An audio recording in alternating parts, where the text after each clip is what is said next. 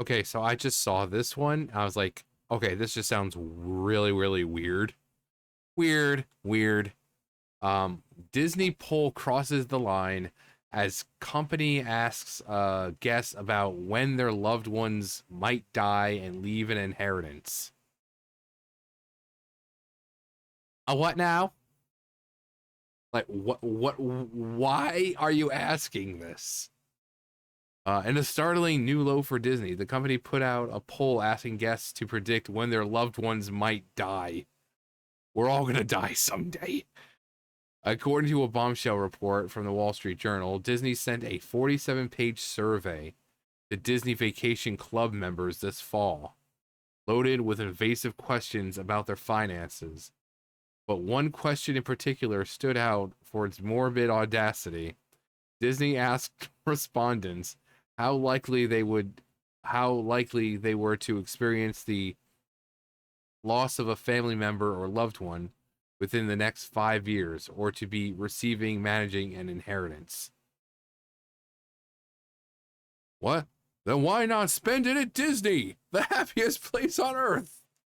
I mean, is that what they're going for? Like, what kind of question is that? Yes, you read that right.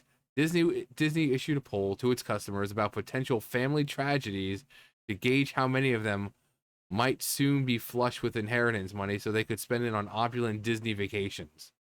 I was right. Is a jaw-dropping, ghoulish display of corporate greed, signaling that Disney sees the loss of your loved one not as a cause for sympathy, was as an opportunity for profit. You know, you have the people on the left who claim about the whole, you know, eat the rich and this and that, and they act like people on the right are the sources of problems and all that. But when it comes down to it, most rich people are Democrats. Look at this fucking evil shit that they're doing. You know, they want to talk about how evil corporations are and this and that. Disney is one of those it's not run with passion or love anymore. They're greedy. I mean, nothing says greedy more than asking, "Oh, hey, you know when your grandma's going to die? Does she have an inheritance? If she does, you should spend it here with us." Nothing says that there's no more passion than by just constantly doing reboots and remakes and this and that. Like, hey guys, you know that feeling you had when you were 3 years old, 4 years old, and you saw the movie for the first time? Well, here it is again in live action. You should waste your money and go see it.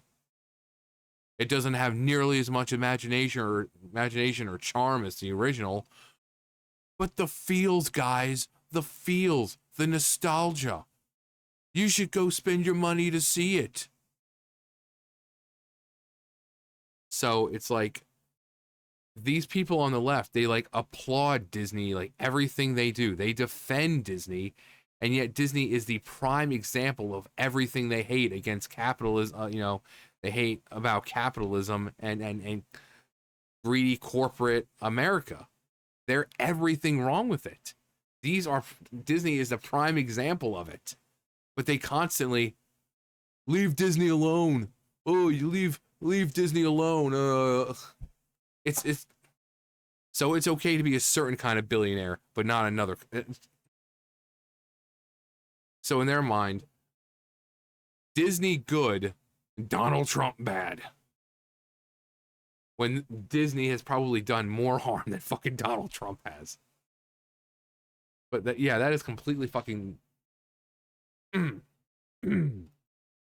desperation dressed as data collection.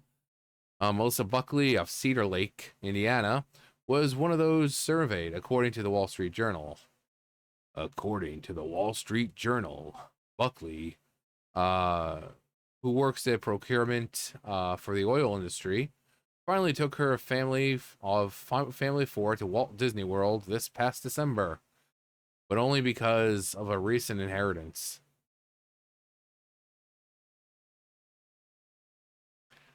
I want I wonder how many people actually do that. I mean,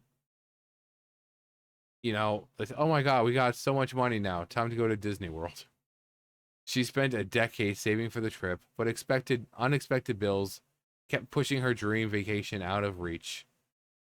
When her family finally made it, their 4-day Disney vacation, complete with line skipping fees and a modest hotel stay, cost nearly $6,000. Now, what did they want to say about corporate America and capitalism? And yet they keep defending Disney every single time. There is no way we could afford this from our savings alone. Melissa's story illustrates what Disney already knows. Their prices have soared beyond the reach of average families. Yeah, now instead of the happiest place on earth, it's probably one of the most expensive places on earth. Their prices for average family, and now rather than making their parks more affordable, Disney seems to be banking on future windfalls from inheritance checks. From family magic to financial predation. Disney's price gouging tactics are no secret. I mean, that's with most theme parks. I mean, a bottle of water should not have to fucking cost you $4. You know, I always thought that was absolutely ridiculous. Like Dasani, or you just like a bottle of water that you can go into the store and buy for like $1 is like $5 in theme parks. It's like, why? Like, I just might as well just wait till I find a water fountain and fill up a water bottle that way, because there's no way there's any need to sell a bottle of water for freaking $5. That's insane. And Disney's worse. Oh, you want a bottle, like a bottle of water? That'll be $15, please. Or you could just go drink from the toilets like a poor person. As we recently reported, ticket. God, my fucking throat is sore. Yeah.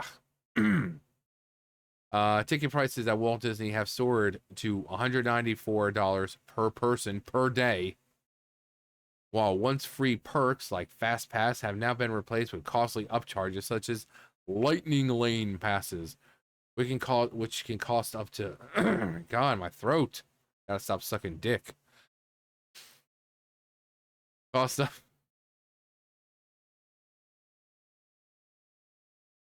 They're called jokes, people. I'm perfectly comfortable in my sexuality to make those kinds of jokes. I was gonna make another one, but I'm not gonna do that right now. Which, apart from my own dick, I've never sucked another dick in my life. Which costs up to $449 for a single day experience. I couldn't do that. Mine is too small. God, stop it. This is why people can't make fun of me in any kind of way. I do it perfectly well myself.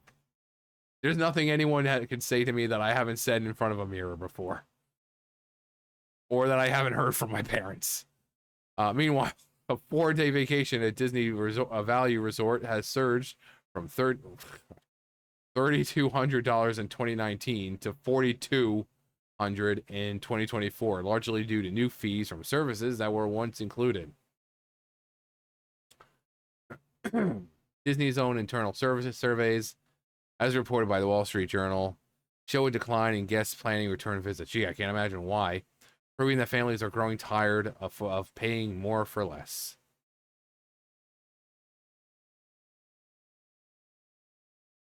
Tone deaf about death. Despite mounting backlash, Disney's response has been laughably tone deaf. Executives have touted affordable options like $50 kids tickets and hotel discounts, crumbs that do little to offset enormous costs on a Disney vacation.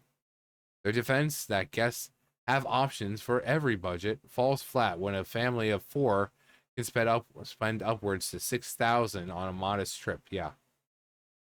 Like, what the hell?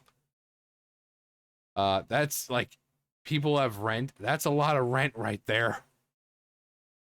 The revelation that Disney and its disastrous parks and experiences head Josh D'Amaro are now probing guests about Possible inheritance money confirms that many longtime fans have feared.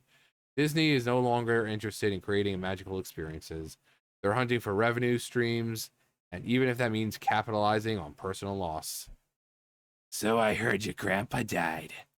You should come spend the money here. Oh, he didn't leave you any real money? Did he leave you any fancy jewelry that you can pawn off for a nice fancy visit to Disney World? So while they claim to be the place where dreams come true, it's going to be a nightmare financially for your bank. And if there was an afterlife, your grandfather would be looking down at you with shame. How dare you? That ring was a prized family heirloom, and you sold it for fucking tickets to Disney World. I thought I raised you better than that. It appears that more people are interested where your money will come from, even if it comes from a loved one's passing. For millions of families, the magic is gone, replaced by a simple, sobering question. How much is Disney willing to take before they decide you've finally paid enough? Yes.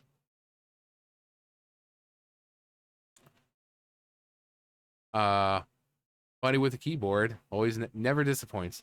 I imagine they're asking on behalf of the government. Mussolini would be proud. Die, Disney company. Die and rot. Die. I want you to die and rot in hell. Oh my fucking god, they're just pure satanic evil. That's so disgusting. And again, these are the people that people on the left defend. Well, they want to talk about, oh, the rich, they don't have to pay anything in taxes, and fuck capitalism and this and that and greedy corporations. They constantly defend this fucking place. Constantly defend it. And this is by far one of the worst offenders of when it comes to greedy capitalistic companies. But it's okay when they do it because they support DEI. They support the current thing. But yeah, that's absolutely vile. Hey, do you know when your grandparents are gonna die? Your mom has cancer? Is she leaving you an inheritance? Do you know how much it is? You should come spend it with us. Because nothing will heal the grieving process quite like an expensive trip to Disney World or any of our many lavish Disney resorts. Have you decided where you want to go? Maybe you should take a trip on the Disney Cruise Line. You know? So that's... Again, you want to talk about greedy American capitalist corporations? But again, it's okay when they do it because they're on the right side of history. Anyway, that's going to do it for me. You guys know the drill. I'll see you guys later. Bye, guys.